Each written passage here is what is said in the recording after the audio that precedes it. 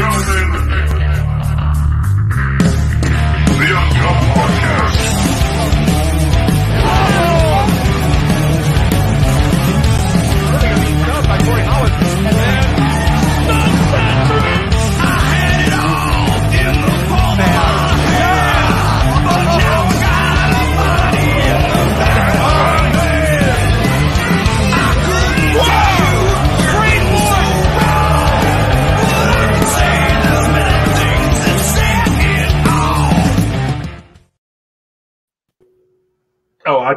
I'm not doing that. It was my turn. What are you doing?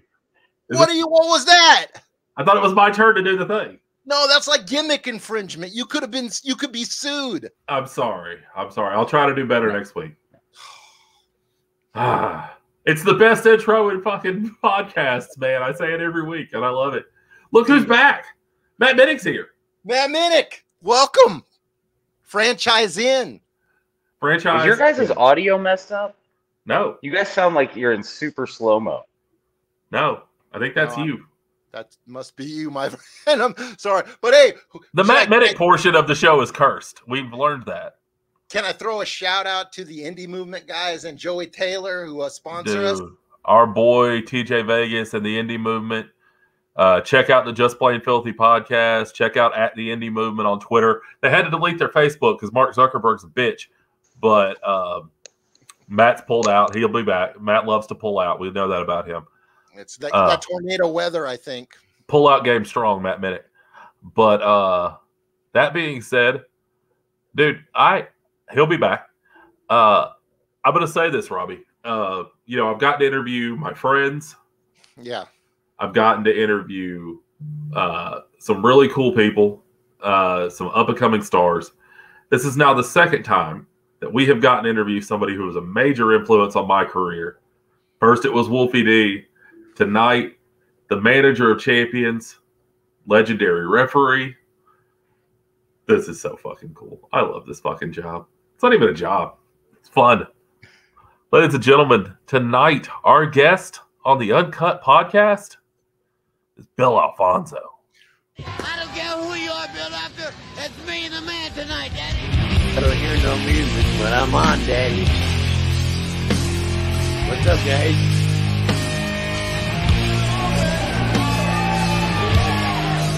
Manager, I'm a world champ, Daddy.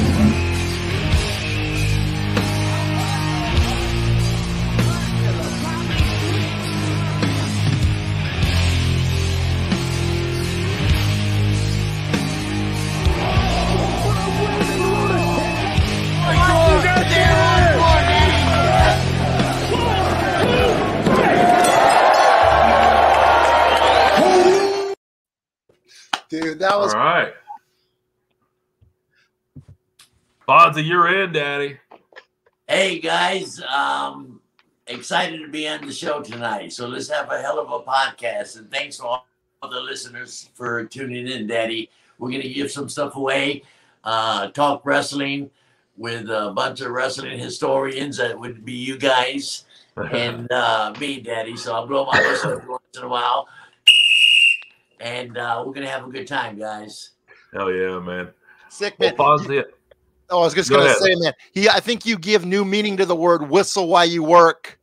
I like it. I've never heard that before. So, yeah, I love the whistles. That would be a great T-shirt, Fonzie. All right, Eddie. Well, Fonzie, I'm going to start this with the same way we start every podcast. Everybody always wants to know who you were trained by, when you got in the business. I want to know what the moment was you knew you wanted to be in the wrestling business. Well, to make a long story short, I live in Tampa Bay, which is a wrestling haven, and wrestling was big when I was growing up. But it was NWA. Harley Race was champion. Dory Funk Jr., Jack Briscoe. That's where I started at, and I lived here. So my dad was a friend of the sports editor for the Tampa Tribune, the newspaper, and he brought home some tickets for me. And I knew nothing about wrestling. So I was curious. So I went and checked it out. And when I walked in, there was Eddie Graham, the blonde hair, the great Malenko, Bobo Brazil, and a few other guys. So I fell in love with the business then. I said, how the hell can I ever do that after going for a long time? I wanted to wrestle, but I'm small, 168. So as I met the wrestlers, I met Rocky Johnson and King Curtis and a bunch of guys. And they said, Fonzie, you make a great referee. You love the business. I got to know them, and I was running errands for them and driving them around, and it was real cool. And they sent me to Texas. There was 4 territories in Texas. Amarillo were the Funks. Joe Blanchard was San Antonio. The Von Erichs was Dallas. And Paul Boss ran Houston. And they wanted me to try to get in there, but they had all their referees, David Manning, Bronco Lubitsch. So I only worked a few times in the 6 months that I was there. But my first match that I got paid for, I made $90, which is great money back then. It was Terry Funk and the Sheik, Sabu's uncle, in a chain match. Oh my God. Yeah, it was freaking crazy, brother.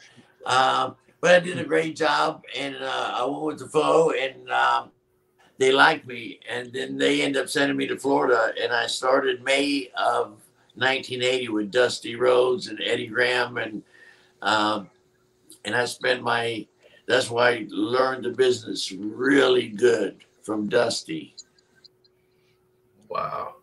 So what was meeting Dusty Rhodes like, man? I mean, so like he called you up. I from what I understand, like at first they had a full roster of referees and didn't. Yeah, they did. So I had to leave Texas because there wasn't no work for me. In 6 months, I worked like 6 times. You know what I mean? So I had to come home and do something. So Paul Jones, he was a wrestler. Look him up. You might know him. Yeah. And he said, hey, Fonzie, I heard you going back to Florida. He said, Jerry Briscoe's a really good friend of mine, and he's assistant booker for Dusty. He said, why don't you set up a meeting with him and tell him I sent you, and tell him you work for Joe Blanchard and Paul Boss and the Funks and the Von Erichs, and maybe they can use you. So I did. I came home to Florida, and I was kind of scared to make the phone call, but I did. And I set up a meeting with Jerry Briscoe, thanks to Paul Jones. And I went and met Jerry, and I said, hey, I just came from Texas. I was working there with the Funks and the Von Erichs and so on. And Paul Jones told me to check in with you guys and let you know I was back home in Tampa. And if you could use me ever, I'm available. And he said, well, that's great background. You work for the Funks and the Von Erichs and Paul Bosch and Blanchard. I said, yes, sir. I didn't tell him I worked one time for each guy. You know what I mean? It's not a matter of semantics. I mean, so you were honest. This was on a Monday. So they had Jerry Briscoe said, unfortunately, Fonzie, we can't use you right now because we got our full-time refs that have been here for a while. But leave your name downstairs with the host at the front desk, and maybe this summer we can use you because we might run 2 shows. So, but thanks for coming, and we shook hands, and I left. I said, damn, I'm not going to hear from these guys, you know. So on Monday, they ran West Palm, Tampa Tuesday, Miami Wednesday, Thursday, Jacksonville, Friday, and Saturday, Espacho, and Sunday, Orlando. So this was a Monday. So I get a phone call Tuesday morning, and there was a receptionist at the front desk, Charlie Lay. He said, hey, Bill Alfonso. I said, yes, sir. He said, this is Florida Championship Wrestling. Dusty wanted me to call you and ask you if you can come down and work tonight in Tampa.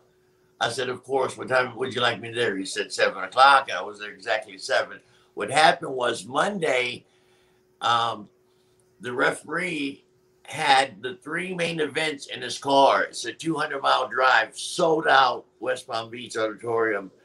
And the referee had a flat tire, like almost in the Everglades area. And they missed the show. He didn't have no spare tire. Dusty fired him immediately. And I worked that Tuesday, and Tuesday night after the show, they asked me if I could work Wednesday, Miami. I said yes. Then they asked me Wednesday night if I could work Jacksonville Thursday, and so on and so on. And it got to be Sunday, Orlando. They ran Orlando every Sunday. And Jerry Briscoe came up to me and said, "Congratulations, you're hired. You got a full-time job with us." And I was there 8-9 years. Wow. Unbelievable. Yes, you want. All right. Well, actually, on that note, with you going from reffing and moving into the manager positions, what was some of the challenges that you had when you moved over to the manager position? Did you still want to sit there and pull a ref aside and be like, "You did that wrong. You looked at it that way"? Well, remember, I refereed for years, approximately 20 years before I ended up in ECW. I'll tell you how I got there. And the transition was relatively easy for me. Not really, but relatively easy. I didn't have the promos down to that, but I knew the wrestling business really well because I've been refereeing all over the world for 20 years and worked with all the greats or everybody you can possibly think of. I worked with Mr. Perfect, everybody, Hogan. So I adapted really good to that. And then I learned how to do promos pretty damn quick. They gave me some pointers, and I was after a couple of weeks, I was one take Fonzie. You know, I was having trouble doing promos, Daddy. And I kept messing up. Take 2, take 3, take 4. I said, "Fuck, I can't get it right." And Tommy Dreamer and Paul Heyman called me aside and says, "Fonzie, what's the problem? You can't do a promo." I said, "Well, he says, just think of it as a shoot. Say, you're going to be in Philadelphia on May 1st. You're going to be in a cage match with Terry fucking Sabu. Tickets go on sale. This. And talk about that." So then I started just telling the truth about the matches, who we were working with. "Hey, Daddy, hey, Sandman, I you're the biggest star here, but Sabu's going to put your ass through a table tonight, May 1st in Philadelphia." You know what I mean? So it came really good. And then I became One Take Fonzie for a while. That was cool. That's Good awesome. stuff. So rewinding back to Florida for a second. Okay. You refereed one of my favorite matches to watch on YouTube. The Bruiser Brody, Lex Luger. You beat me to it, Fonzie. Yes. It's a very famous, infamous match. I get a lot of questions. I know you do, man, but I would be remiss if I didn't ask about it. Ask me about that. It's like you were a chess piece that God put right in the middle of the checkerboard and said, "Handle the situation." I did, and it ended up being okay. It's infamous, and you want to hear what happened? Yeah, man, I'd love to hear your side from being in there. It's such a different view than hearing it from Luger. Obviously, Brody never got to tell the story, but right, Brody was a hell of a guy. I've known him for years, and he's temperamental. He's a big shot. He's tough. He's stiff. But he's okay to work with. You know what I mean? He's fantastic. So Luger was training. We trained him in Florida, Hiro Matsuda, and a couple of the guys. They had a very, very small school. It wasn't a school. They trained their guys. And so they were training Luger. He had a great body. He was a football player, athletic, good looking, everything. He had it all going for him. So they trained him for about 6 months, 7 months. And they were handpicking his opponents, putting him with guys that knew how to work really good and got him through the matches. And he became okay. Lex Luger was never a great 5-star worker, but he sure was over and a big star in the sports entertainment world, that's for sure. But he was great.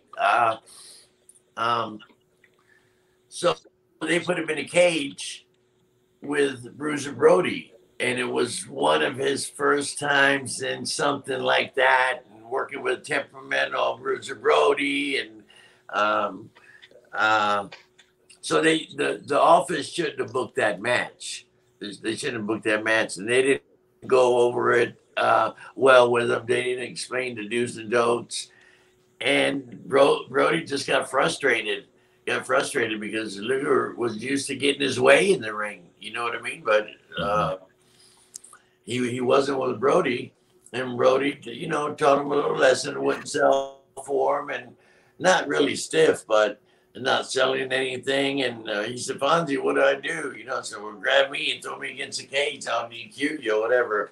Yeah. And that's basically what happened. It was a bad booking. And he could have done it in the next year, but he wasn't prepared for something like that. He wasn't prepared for Brody. He wasn't prepared for being in a match that, you know, such a magnitude of a cage, you know. It was a bad booking on the office's part.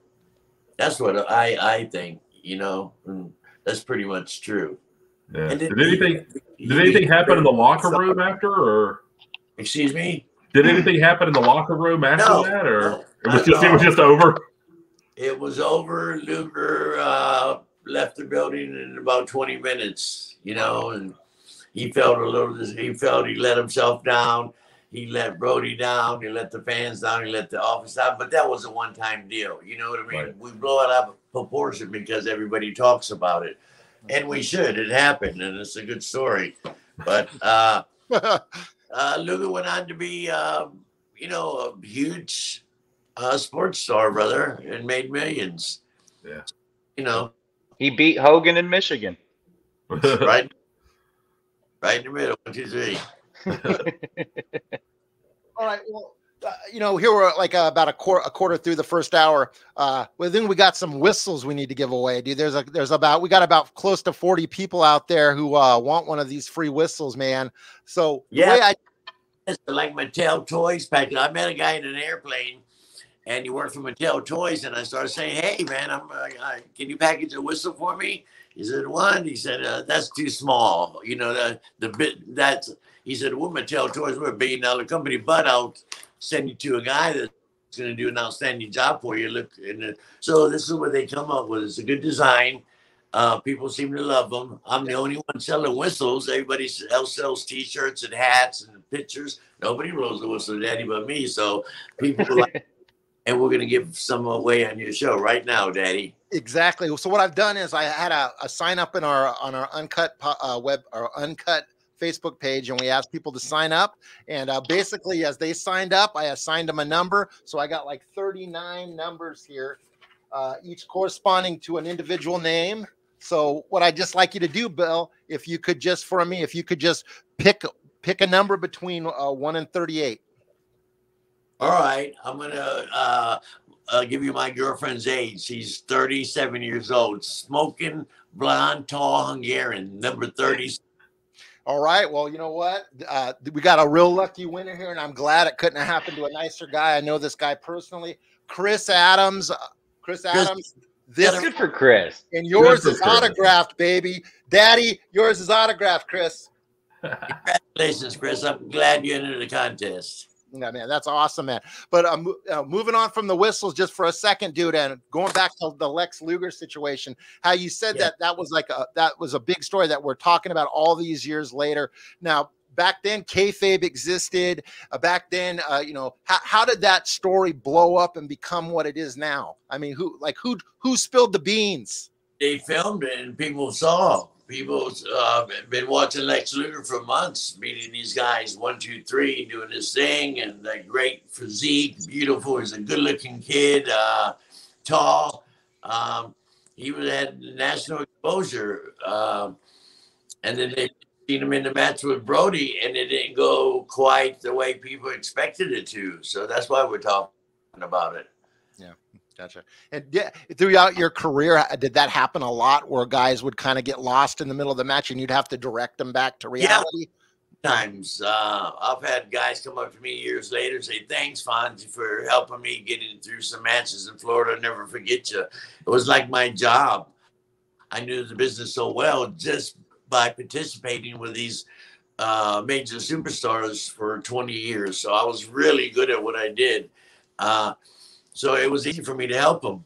A lot of young guys come up to me and say, "Hey, thanks, Fonzie. You helped me get through Florida territory." You know, and I'm sorry, I'm trying not to mark out here. You know, to hell with it, I'm going to say it. Fonzie, when I was in like the 90s as a younger kid, I remember some of my best memories hanging out with my uncle and stuff like that, and seeing you in RVD with the TV title and you with the whistle, and like on the Sunshine Network, on Dish Network. Like it's still burned in my head like yesterday that you're Late so at impacted night. in my life. We started late at night. Yeah. Yeah, man. Yes, you did. But my question I have is going to be a little bit more of a left field type of question, All right. because you have decades of experience of working in the business with all kinds of different talent from top to bottom. If you could build the best superstar out of all the people that you've worked with, who would you want to build your characteristics like to build your own superstar? Well, I really like Van Dam because he's double tough. He's legitimate. And he knows how to work, man. And he does stuff unusual. I want something unusual. He does, I would choose Sabu because he's suicidal, homicidal. I mean, he's actually pretty hardcore in the ring. You see what he's done throughout the years, the tables and the violence and the hardcore stuff. Kaz, badass, suplex, legitimate human suplex machine, pretty tough. I love Ric Flair. What a classy worker. Shawn Michaels is great too. I love the way he works. There's just so many. It's hard to pinpoint one. But if I can combine those guys, I would have pretty cool wrestler. You'd have one damn good talent, that's for Yeah, sure. and I can go on. I can go on with Dusty's charisma and Dick Murdoch being a heel and the Sheik being so violent. There's so many. But I appreciate that answer, man. Yeah, man, This all is just good. wild. For sure. So what was, you don't have to pinpoint one in particular. I mean, give me 3 or 4. It's fine. I mean, you've got, 40 years almost of history. What were some of your favorite matches? Some of your favorite matches you got to referee, manage, even wrestle in? Because we're going to get to you and Beulah before this is said and done. A couple of my favorites. Right there, too. Was me when I beat Tommy Dreamer's wife's ass all over Philadelphia. I beat that bitch's ass, Daddy. Yeah. But I love Beulah. She's badass, man. That's one of Paul Heyman's favorite matches, so that makes one of my favorite matches. Paul Heyman liked it so well, I love it too, and had a good time. People still talk about it because of the blood. I bled a little extra. Just a little. For the blood, we wouldn't be talking about that match right now, believe me. I don't know. I saw you kick her in the crotch pretty good. You opened up a fucking faucet, Fonzie. Don't lie. You really did. Yeah, I had to get rushed to the hospital. I had trauma. Beulah was so cool. She called me every day, sent me flowers. She felt bad because, I busted my head pretty damn good.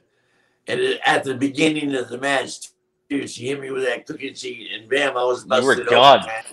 And it would not stop. So I bled for about 10 minutes before I got some attention with EFTs in the back. Yeah.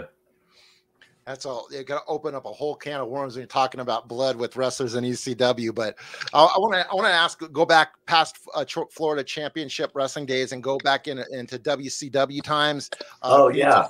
Can you tell us a little bit about the Super Bowl 91, the return from the Rising Sun?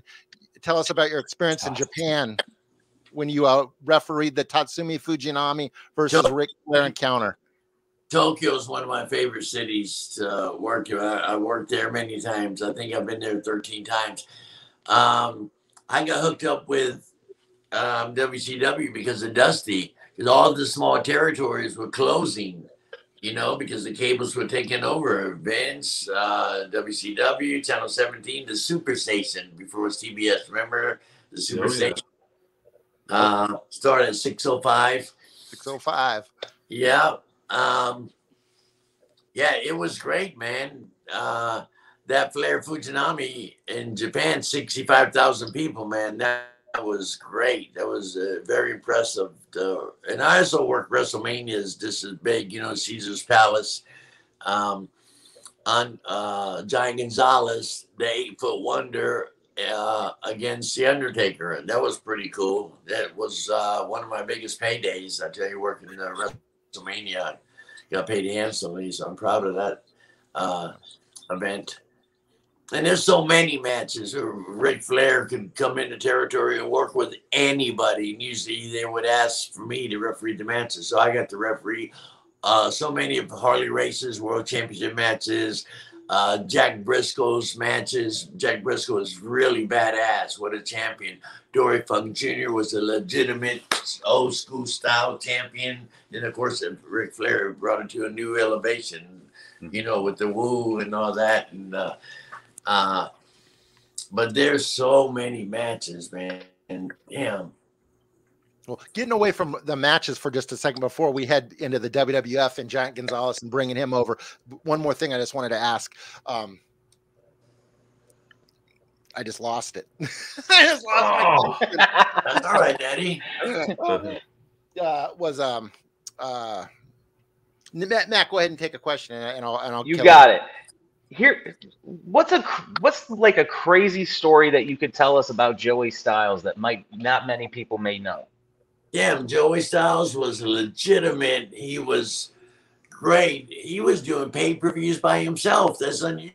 Usually there's two guys doing a pay-per-view commentating, and then the guy in the background doing it. And all. Joey Styles was very creative and great at his job. Him and Gordon Solie are my two favorite commentators. There's many good commentators, but those two. And I never hung with Joey. Joey would do his work. He was not a milk and cookies guy, but he wouldn't be at the bar having cocktails after the shows. You know what I mean? He would go to his room and, you know, be by himself, and had a legitimate great job. And what a guy, but he didn't party with us too much. But man, he handled himself so well in so many situations, man. He came up with those words. Oh my God. You know, Joey's famous for saying that. And what a great guy in and out of the ring. That's phenomenal. This is so cool. I love this whole thing, guys. Just yeah, can you be like on like every week at this point? Like this is just great. Part two, of course. We do part two now. See how this one. See how what kind of response we get, and see how your fans. You guys call in and tell us that you like the stories and you like Fonzie on this podcast, and maybe we'll possibly do a part two down the road. Absolutely. A lot of friends I can hook you up with. I got a lot of Sandman and all kind of guys that you can have on your show. So we're gonna make this thing happen for you guys. Love it. Well, hey, let me ask you about something that's going on now. You and Matthew Justice, man. How's that going, and how's all being back in the managing game working out for you? Well, I've been working for the last 2 years, with the exception of the pandemic, for about 6 months. Everything shut down. They brought me into Cleveland, AIW. I didn't know Matthew Justice.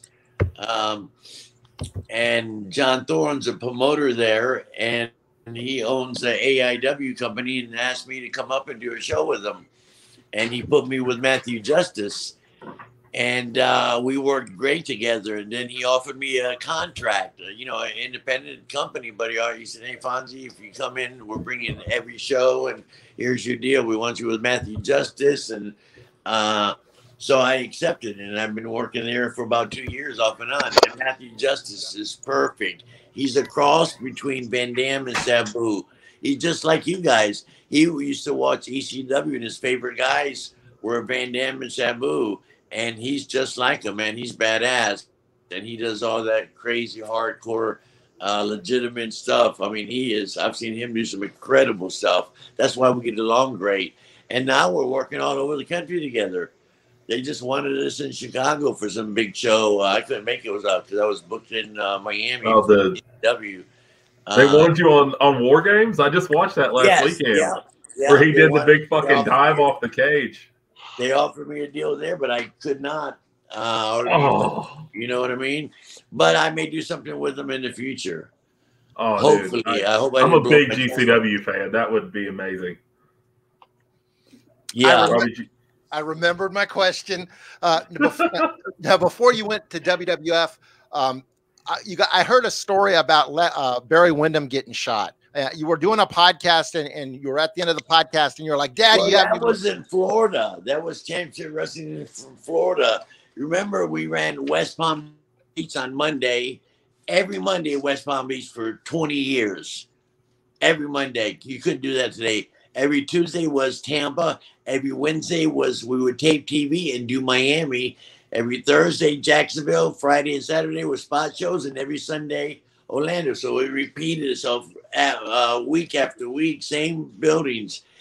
And we were going to Miami, me, Steve Kern, Barry Windham, a bunch of us, and we all had gimmicks. We're all making money, and you know, we had back then we had fuzzbusters. They called them fuzzbusters, guns, boots, knife, all kind of gimmicks that you would buy. You know what I mean? Just spend money and have fun. So we stopped in the Everglades, and Steve Kern says, "Hey, I'm going to see that sign. I'm going to hit that sign." I said, "That's a big sign. Anybody can hit that. Stevie Wonder can hit it." He said, "No, I'm going to hit the pole." And remember, we're on our way to Miami Beach Convention Center, sold out. Barry Windham's in the main event against Harley Race. He's going to wrestle Harley Race for 60 minutes, and it's sold out. Big deal. Barry Windham was a huge baby face, probably the biggest baby face in the territory. So Steve aims for the sign. I mean, for the pole that's holding up the sign. Bam, shoots and hits the pole. The bullet ricochets and hits Barry Windham in the leg. Down goes Barry. Holy shit. About 30 seconds later, the phone rings. We had cell phones as big as shoe boxes back then. You know what I mean? There was Dusty. "Hey, where the hell you guys at?" "Hey, Barry just got shot."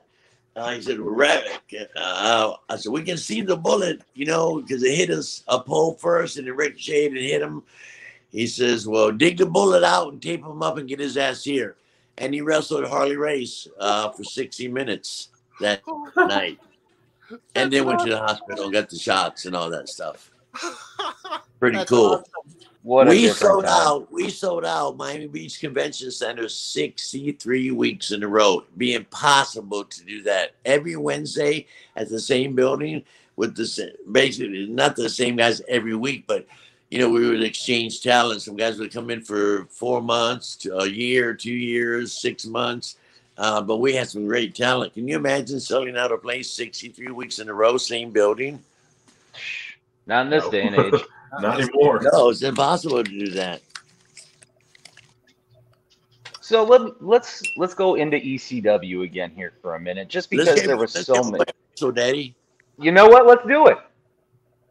Robbie, get it ready. Dude, I'm ready. I'm totally ready, man. So if you can omit the number 37 and pick another number between 1 and 38. No 37. Let's go with my grandson's age. I got an 11-year-old grandson. He's beautiful. Looks like a swimmer. Tall, beautiful. 11. Number 11. Lucky. Number 11 is one of Nick's favorite guys, Ric Schneider. Oh, dude. That's my dude. Ric Schneider. Congratulations, Daddy. I'm so glad you entered the contest. So we're going to get that whistle out to you right away, brother. Seriously, he's going to have to give me his address. I don't know if he will. For that, he Give will. it to Matt or me. He I don't better. think he'll give it to you. Yeah, he'll give it to one of us. All right. So back to the question that I had here. With all the different wild cards of people that you had and all the different crazy ass people that were a part of ECW in that time, whether it was Rhino, Sabu, what do we got right there? That's me, Van Dam, in Tokyo. Oh, that's gorgeous. Yeah, let me show you some pictures and we get back to the question. Yes, by all means. Beatles. That's the only non-wrestling picture in here. Can you see You were in that? the Beatles? You were in the Beatles, Fonzie? I wish, Daddy. I loved them. I love this picture. It's one of my best-selling pictures. And That's it's my pretty favorite. cool. Mine too. Pretty cool. There's Francine with that beautiful body. She looks like my girlfriend, but she has blonde hair. She's tagging me on the wall, graffiti. I like that picture. This is a cool picture. Okay, hey, I'm not short, right? I'm not short. Hulk Hogan's tall. So here's three guys, me standing next to Hulk Hogan, and he's standing next to the tallest professional athlete on the planet at this time. Check this out. Oh, my God. Holy cow. Damn. What a difference. Wow. Yeah. I love this picture. That was 1981 at the Miami Beach Convention Center. Me and Andre the Giant. Look how young and beautiful I was. What happened to me, Daddy? Oh, you're still stunning there, Dude, you got Fonzie. better. Come on. You got better if it's possible, Fonzie. Thank you. Hey, I got a story about Andre to now continue with some more stories. Go Some ahead. more pictures. So, 1981, Miami Beach Convention Center. I'm refereeing a match between Bobo Brazil and Andre the Giant. And I'm doing my thing, and Andre's got Bobo backed into a turnbuckle, and I'm saying, break, break, break. And I can't get in between them, so I'm in the back of him, patting him on the back, and he takes a step back and steps on my foot, right? He didn't mean it, of course. He felt terrible, and he cracked the bone at the top of my foot. And still to this day, it's been 30-something years, 40 years practically. It was 1981.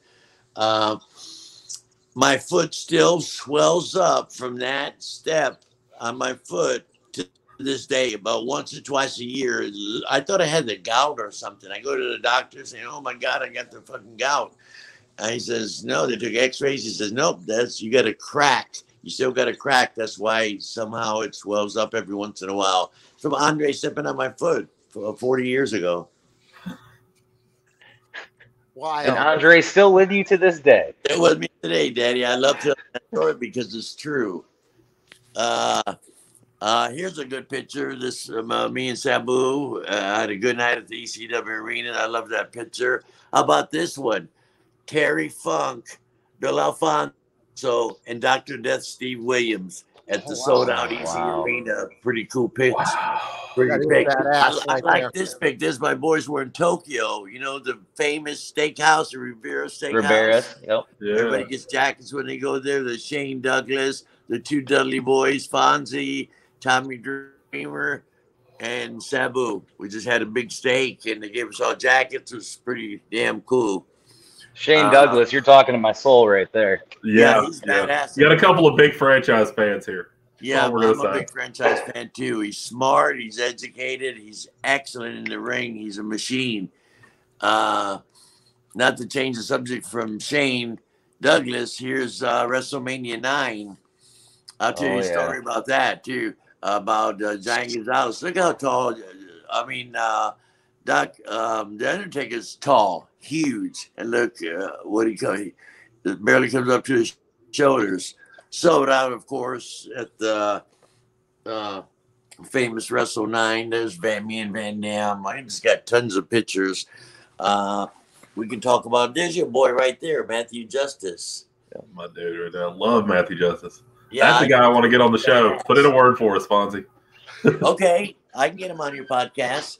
I'm on now. Okay, I like this. Kevin Sullivan was badass. He lives in Washington. You know that little island right off of.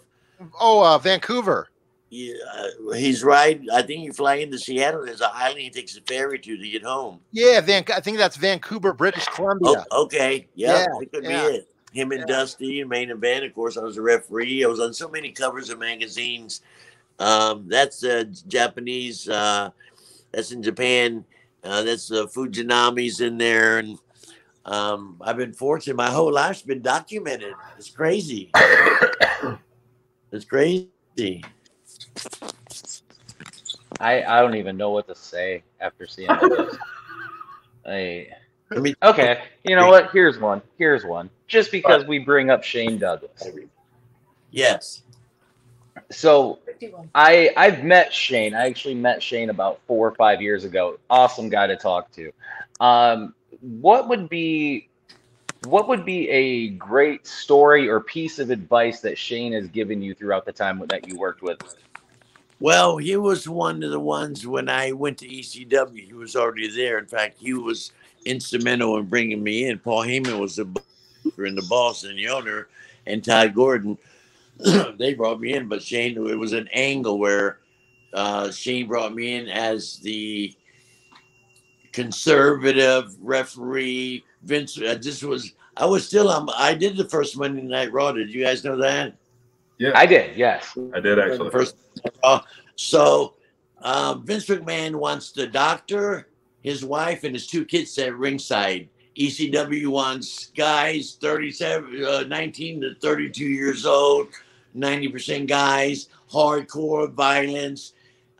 So I'm just fresh out of WWF, and Paul Heyman calls me up and says, "Hey, Fonzie, I have this idea. I want you to come in and be the conservative referee and try to stop the anti-ECW, anti-violence. For instance, there was a Taipei death match where they taped their hands up, they dipped their hands in glue, and then dip it in glass. It was Ian and Axel Rotten that had the match. So I was assigned to referee that match, and people have been waiting months to see this crazy dip your hands in glue and glass, and this is going to be bloody. Oh, my God. So the first little sign, the match is going about 3 minutes. The first little sign there was just like a drop of blood. And I stopped the match and said, due to the lack of vision in his eye, I stopped the match. And no contest. People wanted to fucking hang me. They wanted to see this match so bad. So that got my character over, you know? So they hated me. But the same guys who would spit on me and throw a drink on me and shit at the arena would buy me a cocktail at the Marriott. You know what I mean? Of course. Yep. Shane was very instrumental in bringing me in. He said, "Yeah, I'm bringing in Fonzie because Shane was a legitimate like wrestler, not crazy like Sabu going through tables and all that. Yet he eventually did it, but he was more the conservative. So the angle worked. Originally, I was supposed to come in ECW only for 4 weeks, and then get choke slammed by 911, and then I was done. But the character Todd Gordon and Paul Heyman created got over, and I was there 5 years, working Friday and Saturday for 5 years. Had a great time and made $250,000 in 5 years, working Saturday and Sunday. All my expenses, flight, hotel, everything. Crazy. What a good break I got. And that was on top with Van Dam, Taz, Sabu, you know. So, man, nobody predicted that, especially Paul Heyman. But I'm grateful that I got a good run there. If it wasn't for ECW, we probably would be talking because at that point I had been kind of infamous referee, kind of famous in a way referee, but podcasts and magazines and people don't want to do referees. They want a character. You know what I mean? Yeah. So I built a character and managers. I was doing the promos and all kind of stuff. So I don't think we'd be talking right now if it wasn't for ECW. And it's carried me out, and I'm still relevant to the business. I work every weekend. Tomorrow I'm in Cleveland. The following weekend I'm at the ECW Arena, a big show. There's a big convention in the daytime. There's about 40 famous wrestlers that are going to be there. All the ECW guys who are still alive. And Kane and a bunch of, look it up. And then there's a wrestling show that night. Van Dam and Sabu against Matt Hardy and a surprise guest, who I don't know who it is, but I'm still relevant today. I work every weekend. And the following weekend after that, I'm in Miami Beach. Or actually, Hialeah. So I stay busy. You need to get to Michigan soon. It is awesome. So you were talking about the fans that would spit on you and throw drinks on you and stuff. What's some really good fans going way too far stories? I know you've got some where fans just lost their shit. Yeah, I've seen so many incidents. Roddy Piper was a heel. We were in Raleigh, North Carolina, and they did a heel finish. You know, the referee didn't see it. He beat the Ricky Steamboat or one of the big baby faces, and people were angry and hot, called white heat. And some old guy on the way back, one fan said, "Hey," and Roddy Piper looked at the guy and the old man with a little case pocket knife about that big stabbed Piper right here. But, you know, didn't do much damage, but he damn sure could have. I've seen a lot of riots. Speaking of Miami Beach Convention Center, where there was a lot of heat there. You know, the bad guys, because if a bad guy loses, and you know, the bad guy's going to go over until it's time. That's what keeps bringing the people back. And so there, I've seen riots there. They had police dogs. Every Wednesday, they had police dogs and ex-police there because it got so rowdy back in the 80s.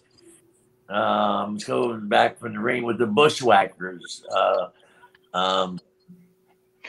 And they said, get between us, and we're headed straight back to the dressing room. Let these people fight. I said, hell, I'm with you guys, you know. Funny story about you bringing up the Bushwhackers, Bill. Back in the day when they were in WWF and they would come out and they would pick a kid in the crowd and like lick their head and mess with them. I'm one of those kids. Really? Yes, that happened to me front row. It's one of the only things I remember. I was like 5 years old, 6 years old. They came down and licked my head, took off my Hulk Hogan bandana, and I only remember that and seeing Ricky Steamboat and the Barbarian. Wow. What a great story. Now that will be allowed with the virus and all that, but back absolutely not. Be suing the Bushwhackers, you know. Real quick. I was just upset they took off my Hogan bandana, if anything. So kind of a downer thing to talk about. Can you give us any words on Chris Benoit and Nancy when you encountered them in ECW? What kind of people they were? I've known Nancy for years. She was married to Kevin Sullivan, and they were working the state of Florida. They lived in Daytona Beach, and I'd see Nancy every week, and of course in WCW and everywhere else. Then she ended up marrying Chris Benoit, which was great. They had a baby. It was terrible. I think what happened when they did an autopsy on Benoit, he had the brain of like a 90-year-old heavy Alzheimer's brain. So nobody could really tell yet. It was just starting to happen. And I think this is the way it went, where there was a big pay-per-view or something in Texas, and he goes up to Vince and says, hey, Vince, I got an emergency at home. I got to go home. So he was one of the main events. And Vince said, here, take my jet, go home in my jet. And he said, no, I already booked a ticket. I live in Atlanta. I get a direct flight. I'm home at whatever time. And he went home, and nobody heard from him for a few days. So they did a wellness check on him, and they found him all dead. It was terrible. I was a really good friend of Nancy's, and the child I didn't know that well, but broke everybody's heart, and the thing is, nobody had a clue. It's just like the girl who did suicide the other day. It's all over the internet. Daphne. Yes, it was terrible. Stuff like that can be prevented, and I'm all for it, man. But there were just no signs. Yeah. Do you remember where you were when you heard the news, and like what your first initial thoughts were? They just like what? I think I might have been in ECW. What year was it? That was 2007. Yeah. 7. Yep. No, ECW had shut down by then. I was working indies by then. Then it was WWECW. Yeah. Yeah, that's what it was. Yeah. Because Punk was supposed to have the pay-per-view match against Benoit for the ECW title. Okay. It ended up being Nitro instead, right? Johnny Nitro. Yeah, Nitro instead. Speaking of, what a tragedy, man. Damn it. And Nancy was so beautiful. What a kind person too. That's man. Yeah. And I'm not going to keep going down the bad road here, but I want to try and get a good story about somebody who, as a kid, I loved watching inside the ring. Mike Awesome. Mike Awesome was terrific. We have the same last name, legitimate, but no relation. Mike Awesome. And he was born and raised in Tampa.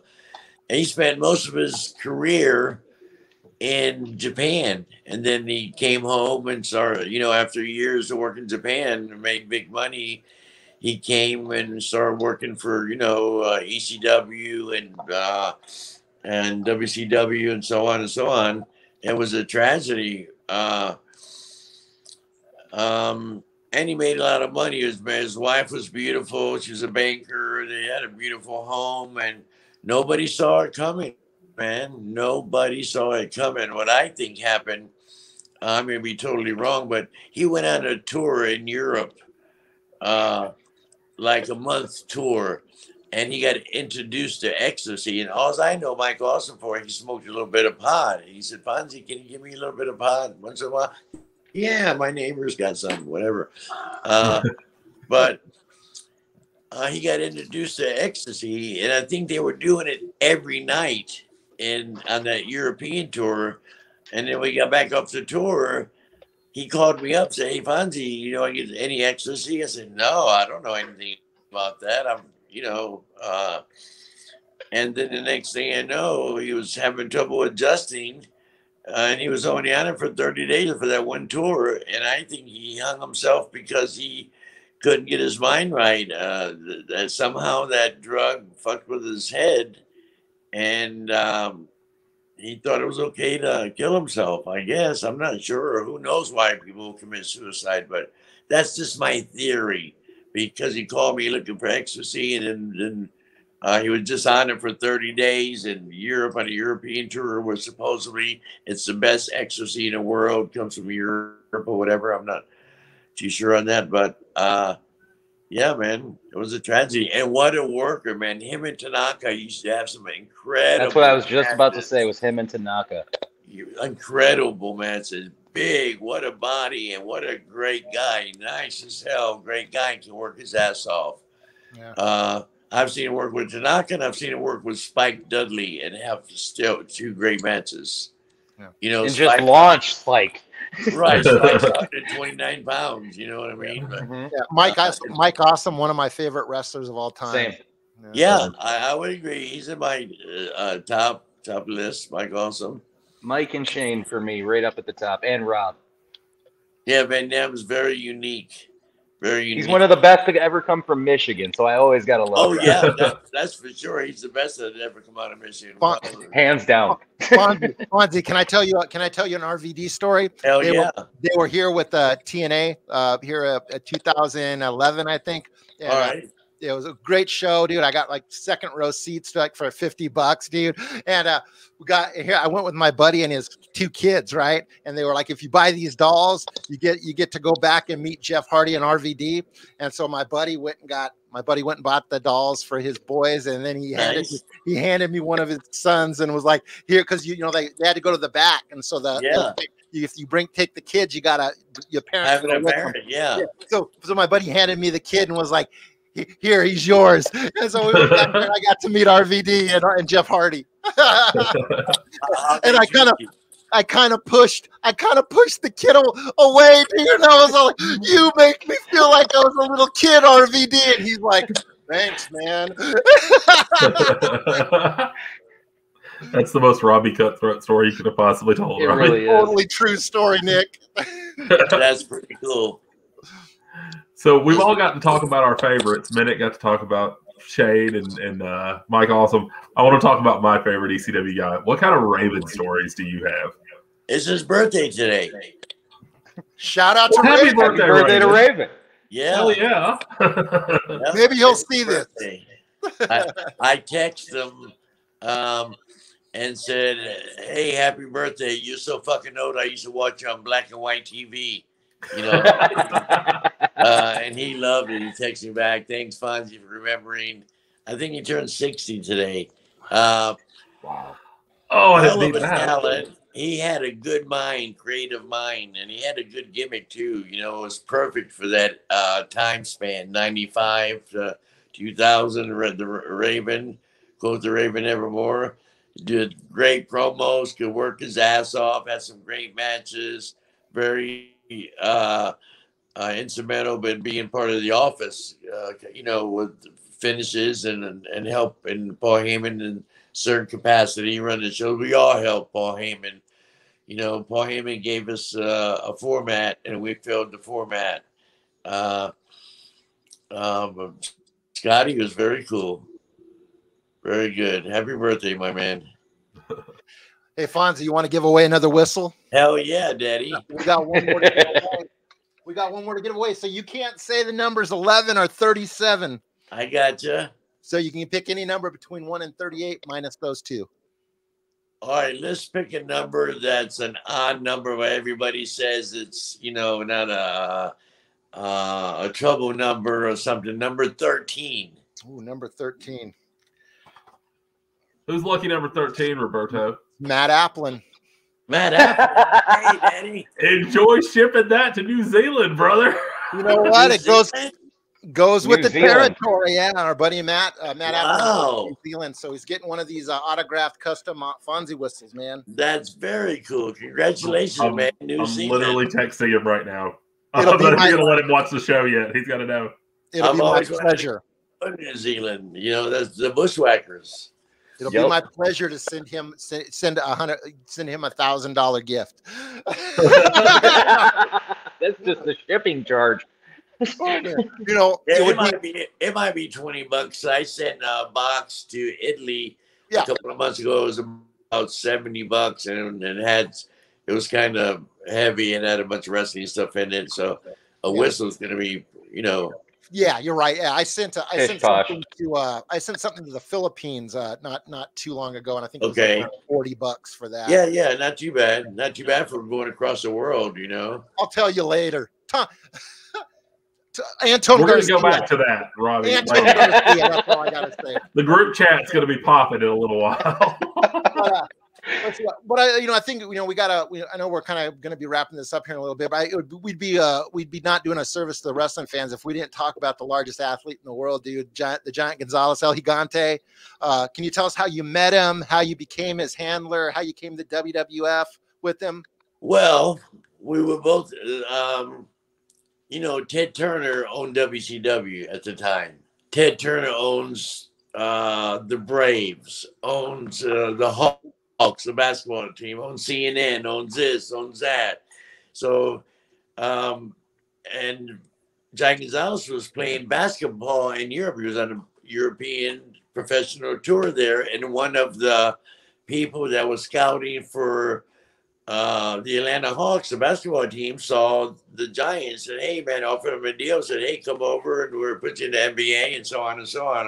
I work for Ted Turner. We own the Hawks and we love you. So they did a deal and he came over and, but he had been playing European basketball for a while. So his knees were kind of slow. He's kind of slow down. He's not 21 no more. You know what I mean? So, and they trained him. They hired a nutritionist. They hired all kind of physical therapy to get him back in shape. But he couldn't. He could play 5 minutes NBA basketball, but they want you to play longer than 5 minutes. You know what I mean? Yeah. So he couldn't pass the physical to play in the NBA because of his knees. And they said to him, "Hey, don't worry. Turner owns WCW. It's a wrestling." The Giants said, "Wrestling? What's that?" He said, "Oh, don't worry. You're going to make a lot of money and we're training you, So they sent him to Florida and was trained by Hiro Matsuda, the same guys that trained a bunch of guys. And I met him there. And I was in WCW. So when he got enough training, they sent him, all he had to do was certain moves. His size sold him. You know what I mean? It was just amazing to look at. He needed an interpreter. He could speak English pretty good, but he's from Argentina, spoke Spanish, and he couldn't drive. He was practically 8 foot. He was about 7'9", 7'10", but they built him as 8 foot. It just sounds better. So he needed a handler. He needed a personal assistant. They asked me. Dusty was the booker there in WCW. He said, "Hey, Fonzie, we want you to take care of the Giant. And we'll pay you extra." I said, "Okay." They didn't have to pay me because we end up being really good friends. I got a good story coming up about the Giant. So we became really friends. I was with him, remember, 350 days a year for 3 years. Everywhere he was, I was everywhere. We traveled the whole world together. Japan, we everywhere. Every major arena, Madison Square, every major arena in the country. So we became super friends. And so it wouldn't be unusual for the Giant to call me up at 3 o'clock in the morning and say, "Hey, Fonzie, I'm hungry, would be stay at the Marriott or a nice hotel, and I'd be a couple of doors down from him. Never split a room. So said, hey, Fonzie, can you give me something to eat? Or Fonzie, I'm not feeling good. Can you go give me some cough medicine or whatever? I never said, oh my God, what an inconvenience for me. It's 3 o'clock in the morning. I love doing that. That was my job anyway. Plus, he became one of my good friends. It was like, you know, that Bible story, or that mythical story that the mouse pulled Splinter out of a lion's paw and they became friends. Kind of similar with me and him. We became good friends, really super friends. So I'd get phone calls from him all the time. Hey, Fonzie, go give me this, go give me that. So, but one night he calls me. We're at the Marriott in Los Angeles. And listen, the women, there's a lot of women that go to wrestling that like the guys. You know, it's just a fact. You know what I mean? They're not groupies or whatever. This is, you know, women. And they like Ric Flair and they like all the pretty boys and stuff. And the Giant was actually pretty good looking. Now, Andres they both had the Giant's disease. There's a medical term for it, but they both had the Giant's disease. And Andres had it more, like his jaw started protruding, you know, the bone's still growing, you know, his forehead was getting bigger. But it didn't happen to Giant Gonzalez yet. So he was a good looking Spanish kid. He was just tall. So not only the girls at the wrestling would like him, I mean, housewives. And we'd go to the mall, we'd have housewives following us around and, you know, just all kind of girls. They loved him. So anyway, we're at the Marriott in Los Angeles. He calls me up. It's 2:15. He says, Fonzie, come to my room. So I'm walk down in my shorts to his room and I knock on the door and he answers the door. I'm thinking, he's going to want me to go get him a couple of 4 or 5 hamburgers or something to eat. You know, there's In-N-Out Burger he loved. And he answers the door. He's naked. He's naked. I said, Giant, what are you doing naked? He says, I got a problem, Fonzie. I said, what, brother? What's the matter? He opens the door, and there's a beautiful girl, blonde, looked like Pamela Anderson, laying naked in the bed. I said, what problem could you possibly have with her? And she was waving, hey, Fonzie, naked. I was embarrassed. You know, there's 2 naked people and stuff. He says, well, the problem is the girth on my junk is too fat. I can't get it inside her. He said, would you help me out and get her wet and fuck her for a few minutes and then leave? And I felt so, and the girl said, please, Fonzie, come get in bed with me, please. So my job that night was warming up a beautiful girl for the Giant. Now that's a pretty cool job to have. That's you know. It's kind of great. Do what you love and you'll never work a day in your life. That's what they say, right? It's crazy, man. It's crazy. And she was all, thank you, Fonzie. He said, Giant says, get the hell out of here, Fonzie. I said, okay, Daddy. But that was pretty cool. One follow-up question for about Giant Gonzalez, his passing. You know, this seems like there's so much tragedy in this business, dude. These people that we like, I feel like we become friends with them, you know. Yeah. So were you in contact with them prior to his passing? Yeah, of course I was. We spent 3 years together, every day together. Worked WCW and Ted Turner and Vince McMahon, WrestleManias, Japan. We traveled to every major arena in the United States. We were good friends. So I talked to him probably once a month, you know, or once every couple of months just to say hello. And, you know, he retired. He made a lot of money playing basketball and wrestling, and he saved it. And it was a tragedy. His brother called me and told me the news firsthand. I didn't have to hear it from social media. What was it that killed him? Enlarged heart, or a combination? There was a combination of all that. They don't live long. Giants do not live long. I can't think of the medical term, but Andre died at the age of 43.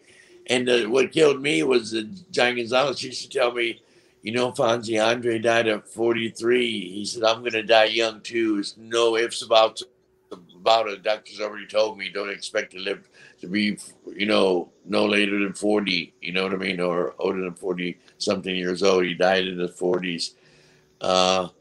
Yep. It's just your glands or whatever that growth thing is, don't know when to tell you to stop growing. And it's hard to keep up with his body. There was a lot of things. He ended up being diabetic and all kind of stuff towards the end. A lot of health issues, but only for about a year, and then he passed. But it came and took him, that Giants disease. But a hell of a guy. He was fun. He was fun to be around, man. No matter where we went, people would almost gawk and stare at him because nobody seen nothing like that. You know what I mean? You at a red light, or you at the mall, or at a restaurant, or at a bar, or whatever. There's the tallest guy in the world, you think, standing there. It was pretty cool to be around. It's pretty cool. And he did several TV series, like he did Baywatch, and of course I was there. Thunder in Paradise. Thunder in Paradise. He had a scene there. Thunder in Paradise. Yeah, he sure did. He had I was there with Hogan and all those guys. Yeah. So yeah, I missed the Giant. I don't even know where to go from here. Well, Let's see. I just sent a box to Washington, so I sent some extra whistles and some other stuff and some pictures and a couple of T-shirts for CCW, who I work for in South Florida, and then they're starting to run shows all over the country. So I sent you guys some swag. You should be getting that. Don't worry, gentlemen. I'll distribute it evenly. Yeah, guys. You will. Yeah. I got some cool ECW jackets and jean jackets. I had an idea, and I ended up finding some ECW patches and making these cool jackets. ECW Hardcore Legends lives forever. You know what I mean? And on the back of it's got Tommy Dreamer, Fonzie, Sandman, RVD, Sabu, Terry Funk. It's a pretty cool jacket. All beautiful 5-star freaking jean jackets. I just getting this made up for Van Dam. So we get that big show on this month on the 18th. It's a huge show at the ECW Arena where it all started. This is some of my gear I wear, and I do sell it once in a while. People buy it. People want stuff that's worn from us. They want a T-shirt or a whistle too, but they like stuff that's been worn in the ring. Yeah. I have a few belts. This is my favorite belt because that was the original NWA belt that Flair had. Jack Briscoe, Harley Race. I refereed so many matches with that. That's the belt Shane Douglas doing a garbage can. Yeah, correct. Yeah. Yeah, your boy Shane Douglas, Daddy. But it was at work. It was at work. You know what I mean? But you still remember it. Oh yeah, can't forget, man. Yeah. Well, since you're doing that, Fonzie, let me ask you a question. Since you're looking around showing us some stuff, okay. What would be the best piece of memorabilia throughout your career that you still have that you think is number one to you? Damn, I've given so much away that I didn't know was going to be valuable. I wish I knew what I know now back then. You know what I mean? I've worked for all these major companies and all the ECW stuff I used to get, the jackets they used to make us and stuff. I've either sold them along the way or gave them to people. You know what I mean? Friends, family, people that I've met on the road and shit.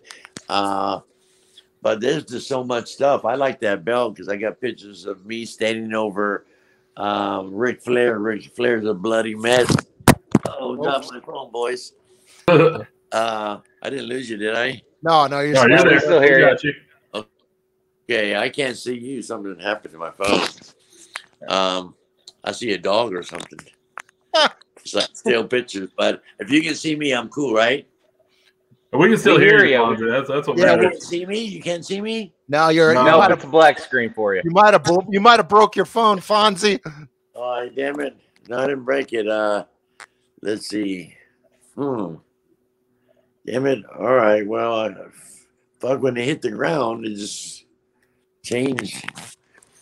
I don't know how to get back to you guys, man. I don't want to lose you. You got an iPhone or an Android? iPhone. Do I go back to the original thing and hit live? The thing that you sent me? Robert? Yeah. You could probably just back out of everything and then just hit. Yeah, there you go. There you go. There you are. Oh, we lost Oh, you. there he was. He'll be back. He'll be back in a minute. If not, I'm happy with the interview we had. Yeah, let me go back to the home screen. I'll get the cell full screen. Oh man. Is this y'all, this is real life. Oh, he's back. Yeah, I see you guys. Sorry for that. There We you got are. you, Fonzie. All right, boys. But there was so much memorabilia, man, that I wish I had, but still got stuff. I could, the pictures and my life, I said earlier, is documented, man. I can go back and look at pay-per-views from Vince McMahon and WCW and ECW. All the I did 22 pay-per-views with ECW. So a lot of memories, man. I got it all on film and tapes, and now their damn social media is so powerful. People sending me pictures and all kind of stuff. Yeah, I do got some old like ECW envelopes, the original from the back in the day. I sent you guys a few of these. Ty Gordon signed them for you too.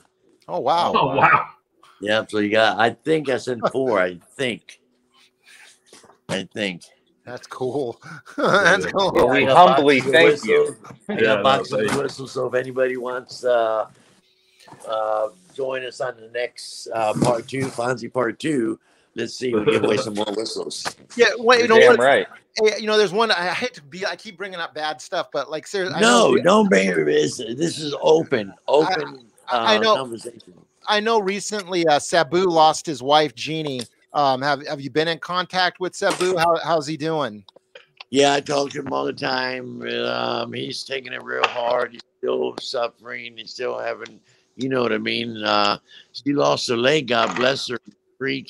Freaky way, and then he was taking care of her so much, and they were in love, and I guess I'll see him on the 18th. He's also at that big show with Van Dam and at the ECW Arena in Philadelphia, September 18th. They're doing a convention in the daytime, about 40 or 50 wrestlers, and that night they're doing a big wrestling show, but he's on that show with us. His body's kind of burned out because he put his body through hell. Yeah, he did. Those tables and stuff, man, unbelievable. The barbed wire. Oh my God, the barbed wire was crazy. The story in the barbed wire was the guy that was in charge of the barbed wire, putting the ring crew, went to buy the barbed wire, and there's 3 kinds of barbed wire, probably multiple kinds, but there's barbed wire 1 that's semi-big, barbed wire 2, and barbed wire 3. It was the biggest, sharpest barbed wire there is for big cattle, and that's what the guy bought. He should have bought the small barb that didn't kill you. So there was a spot in during the match where Sabu gets throws Terry Funk into a turnbuckle, but there's no ropes. It's all Bob, and comes charging in. Terry Funk moves, and he hits the barbed wire and it rips his arm from his shoulder, right under his armpit, all the way down to his elbow. Ripped it wide open like a 1/4-inch thick rip, man. And he went into shock. You could see his muscle hanging out, all his meat, and there wasn't hardly any blood. Just a big gash. And he kind of went into shock for a few seconds, looking at that. Oh my God. And then he got out of shock. He said, Fonzie, go get me some tape. So he taped it up during the match. And you can actually, if you watch the match, it's on YouTube, you see him while he's taping his arm up, just rolling his arm up like they do their wrist, but his whole arm from his elbow to under his armpit. He takes a reverse neck breaker onto a steel chair by the Funk. It's the coolest thing I've ever seen. Great. But man, what a lot of damage he's done to his body. And all the guys got back problems. I see the guys at the conventions and stuff, the older guys like me, and they all walk, they limp, or they've had multiple problems with their backs and surgeries. Hulk Hogan just had his 11th back surgery. Not that Hulk Hogan didn't bump, but he was well known for dropping that big leg on him 1, 2, 3. He didn't go many tables and stuff. And he's had 11 back surgeries from dropping that big leg. So you can imagine guys that, the Benoits and the Sabus and the Van Dams have put their body through a lot of hardcore stuff. Did you ever get to witness like one of the Fearless Leaps by New Jack? Yeah. Oh yeah. I worked every show for 5 years. I worked with New Jack time they hired him for all the way till ECW shut down. So what did you think when he kept escalating it? He kept going higher and higher and higher, dude. Were you like, man, when are you gonna stop, Daddy? Well, no, because he built up to it, and that's what we expected. Everybody was trying to outdo each other. I mean, remember, we built the hardcore industry in the wrestling. Who knew it was going to be in demand? Shane McMahon really liked the ECW. That's why Vince ended up buying it. So the guys had to go do more and more, and New Jack had the power to do that, and he was doing unusual falls and dives, and he was pretty tough to do too. New Jack's for real badass outside the ring, and inside. That ain't the damn truth. I just knew that 2 weeks before he passed, they did WrestleMania in Tampa, and I was on a couple of autograph signings. I mean, there was a bunch of guys there: Tony Atlas, Sergeant Slaughter, the Nasty Boys, I remember Virgil, about 25 guys that you would know. And New Jack was there, and I hadn't seen him in about a year, and we hung out that day and had lunch, and then he passed, 2 weeks later. It was the WrestleMania weekend that I saw him. What a damn shame. Sad. Love that guy. So I know you've got the Matthew Justice thing going on. Who are some other young guys that are going around these days on the indies and wherever you're watching? I mean, I don't know if you still watch the main shows and whatnot, but who are some of the guys that Bill Alfonso watches? I watch a little bit of wrestling. I'm missing the football game. As soon as we hang up, I'm going to turn it on. I'm checking the score as I'm looking down all the time. That's why if you keep saying you look around the computer, it's because I'm checking the score. Same. Yeah, don't tell me the score. I want to watch it. But anyway, I won't tell you nothing. What were you saying about? Who are some of the young guys that you watch on the indies? Like, who are some of the people that impress you? Damn, there's so many. Everybody that's on TV is talented, or else they wouldn't be on TV. Some of the stuff I see out of Jacksonville, the AEWs, those guys are sensational. The girls are getting spectacular now. The girls work as good as some of the guys, or better. WWF always has some pretty cool talent. There's just so many out there, man. And I don't know their names. I would go to these independent shows that I do, and I always say, "Hey, Daddy, how you doing?" Because I don't remember their fucking names, all these indie shows, these kids can work their ass off, man. They work their ass off, and they all these indie shows that do mimic ECW in a way. Yeah. It's got to that. No more one tackle, drop down, leapfrog, arm drag, slam, get a hold. It's all kind of crazy stuff off the top rope and power bombs and tables and chairs and ladders and cages. It's crazy. All right. So for the last question, as we start to wind this down, it's gonna be a multi-layered question to you because of all the companies that you've worked for. So how am I doing so far? Oh, you're killing it. Don't even worry. Killing it, Fonzie. This is the best, dude. All right, Daddy. That's what I want to hear. I feel like a fucking kid right now. This is the best ever. If I'm entertaining you guys, then the fans are going to like it too. Oh, you're going to be perfect. Don't even sweat that. And I'm sincere. If I have not told the truth on anything, it's because I forgot it or left something out. But 99.9% of the things I have told you about Andre stepping on my foot and the bullet and Wyndham and all these things are pretty damn accurate. I remember really good what happened back in the day. But if I left something out, it's because I forgot. You know. Well, here's one where I'm going to test your knowledge then a little bit. All right. So, Wait, hold with on. all your Bill, you're kind of blocked. Yeah. You're blocking your camera a little bit there. Oh, sorry, Daddy. No, it's all right, there you man. go. It's all about production value, brother. You got to show the moneymaker, baby. Hell yeah. So, with all the history that you have, if you had to pick a match from your time in WWF or the ECW and WCW, what would be a couple of those matches that you would want people to go out of their way to watch of your history? Well, I like the Fujinami Flair match in front of 65,000 people, and it was an international at the Tokyo Dome. In Tokyo, of course, they had a hell of a match. And they asked me to come over and referee that match. They said, "We want you, Fonzie. You know, we've watched you for years, and you're great. We want you in this match because it means a lot." And so I did a really good job. They liked me. That would be one of them. I would want to watch the Bob Wire match, of course, with Terry Funk and Sabu. That's I watched that live on pay-per-view as a kid. Oh, did you? Yes, I did. Man. We spent about 20 minutes cutting Terry Funk and Sabu out of the barbed wire after the match. Really, with EMTs there, and it was just the craziest thing. And hey, after we cut Sabu out of the barbed wire, we took him back to the dressing room. The doctor took the tape off. It was hard. It was that white tape. It was opening up the gash more. It was like a 20-inch gash.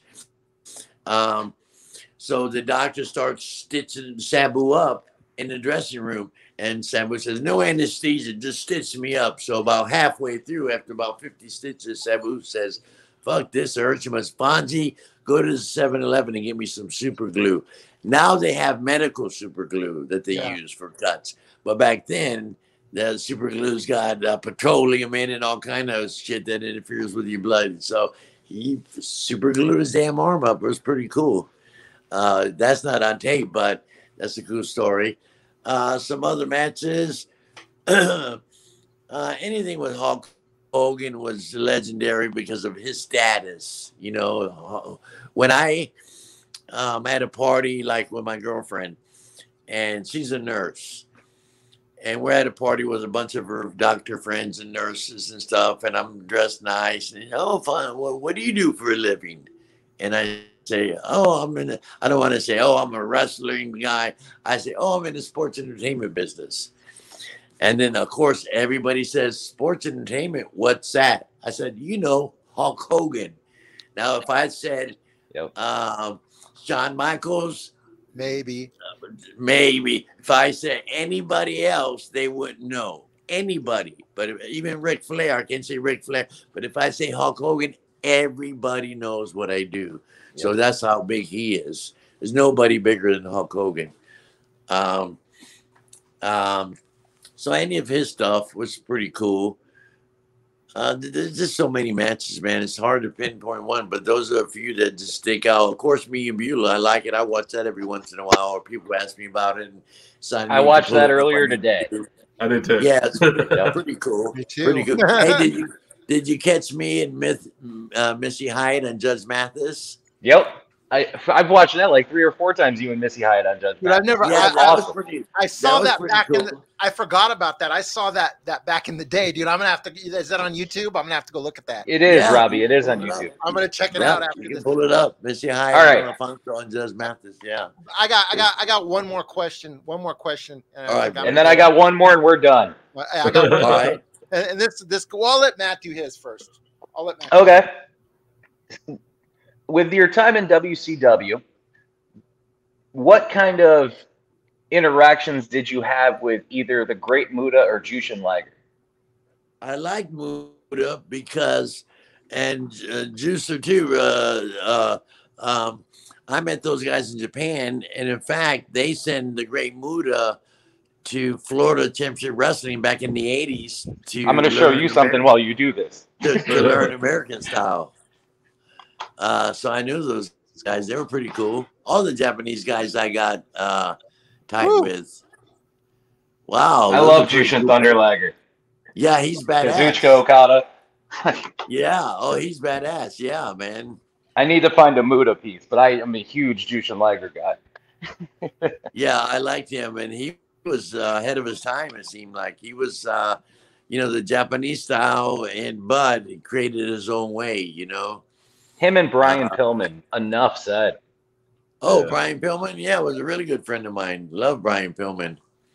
Love Oh, that's Brian why Pillman. we need you for part 2, is so I can pick your brain about Pillman too. Yeah, well, I'll say some good stories about him. Yeah, the women loved him. He was good looking, had that curly hair, good body. Women loved him, boy. He was a Charismatic good as looking hell. kid, and he can work like hell in the ring. He was badass. Well, like Yes, he was. the loose cannon gimmick, when he Yes. with the Heart guys and stuff, was that more of a reflection of who he was than he was when he was like Flying Brian? Probably, I believe, because let's use Taz and we'll use me as 2 examples. Taz had 4 or 5 gimmicks, Tasmania, Monkey Boy, whatever the fuck he was, until it became Taz, and he was acting like himself with a little twist to it. Fonzie, I'm a hyper guy anyway, so all I had to be was me, but just juice it up about 35%, and I was that character. What you've seen is what I'm kind am. I'm a nice guy. I do promos. I'm funny. I'm this and that. I'm athletic. I move around. I take bumps. So I believe guys work at their best when don't try to be somebody they're not.